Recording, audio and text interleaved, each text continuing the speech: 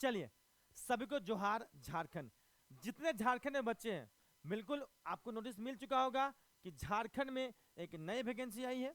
Vacancy कौन सा है मैं वीडियो के माध्यम से बता रहा हूं। मैं उससे पहले बच्चे जिनको तैयारी करने के लिए आना है, बिल्कुल हम लोग आपको बताएंगे तैयारी कब से होगी। अगले महीने की मतलब अगस्त में, 1 अगस्त से इसका न्यू बैच शुरू होगा। तो झारखंड क्षेत्र कार्यकर्ता प्रतियोगिता परीक्षा 2024 को लेकर मैं सिलेबस की बात करूंगा अभी। तो बिल्कुल बच्चे सिलेबस कैसे तैयारी करना है, क्योंकि इसमें दौड़ भी नहीं है, ठीक है ना। ओनली एग्जाम दीजिए और अपना सपना को पूरा करेंगे, ठीक है ना।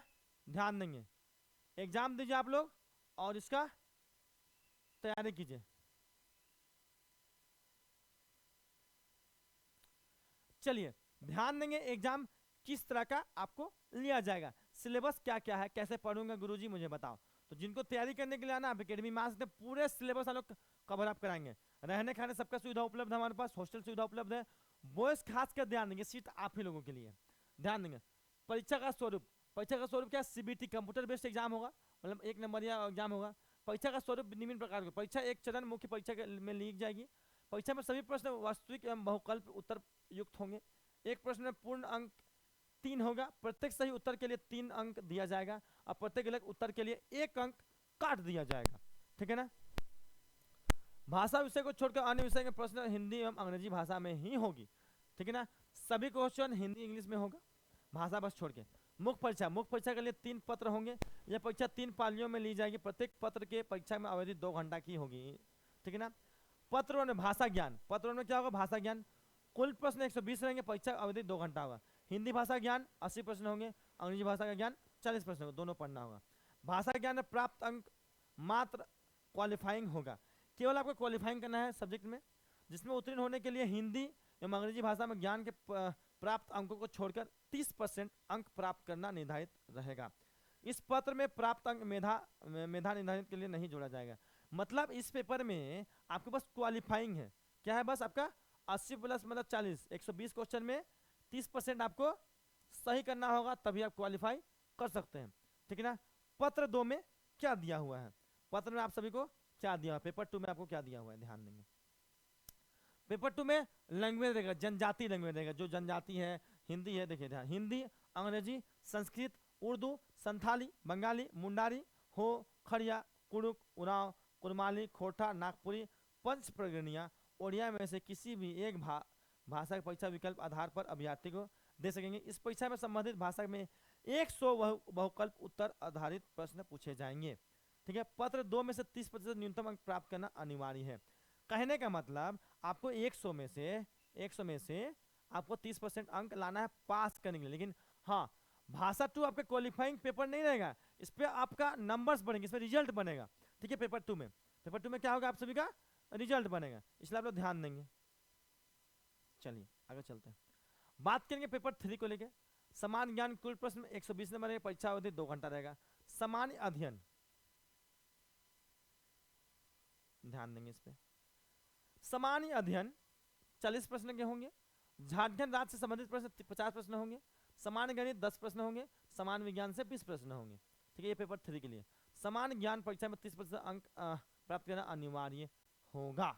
मतलब सभी तीनों सेक्शन में 30-30% आपको लाना अनिवार्य है, तभी आप पास क्वालिफाई करोगे। उसके बाद जो आप अंक लाओगे ना पेपर 2 पेपर 3 में, उससे आपका मेरिट लिस्ट की ओर आप आगे बढ़ोगे, ठीक है ना। टिप्पणी, पत्र 1, भाषा ज्ञान की परीक्षा में न्यूनतम अहितंक 30% है। इसमें कम अंक प्राप्त करने वाले अभ्यर्थी नियुक्त के लिए चयनित हेतु असफल आयोग माने जाएंगे। तो ऐसे अभ्यर्थी पेपर 2 या पेपर 3 में मूल्यांकन नहीं किए जाएंगे। इसके लिए चिन्हित क्षेत्र जनजाति भाषा प्रश्न 2 में 30% अंक कम अंक प्राप्त होने वाले अभ्यर्थी पेपर 3 का मूल्यांकन नहीं होगा।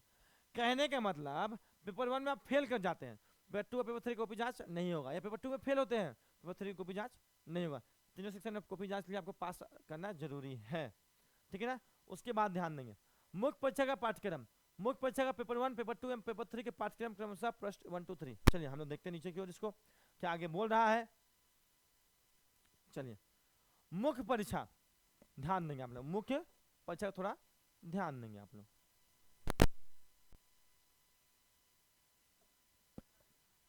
मुख्य परीक्षा में आधार पर मेधा सूची निर्माण, आयोग द्वारा आयोजित मुख्य परीक्षा के उपरांत प्रश्न 2 एवं 3 के विषय प्रथा नॉर्मलाइज प्राप्त के योगफल के आधार पर समान मेधा सूची कॉमन मेरिट लिस्ट तैयार की जाएगी। मतलब पेपर 2 और पेपर 3, जो पेपर 2 है और पेपर 3 है ना, उसके अनुसार से आप लोगों को क्या मेरिट लिस्ट बनेगा और क्या होगा नॉर्मलाइज भी होगा।